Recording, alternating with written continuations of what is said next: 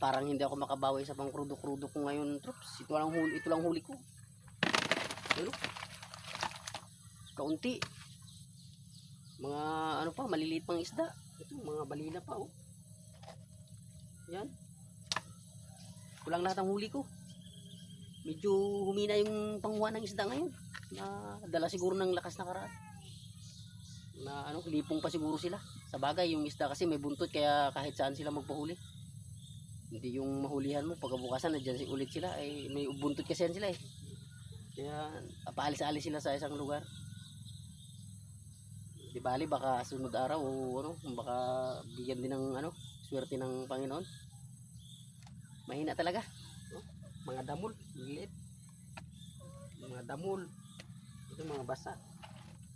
Bisugo. Mga damol-damol yan. No? Mga damol-damol pero mabibili din naman ito. Pipilian ko nga kasi ano, bibili na ng buyer. Nag-aantay. Sige mga katrops, salamat sa pagbabalik ulit. Bukas kita tayo ulit sa ano, pag huli ng isda.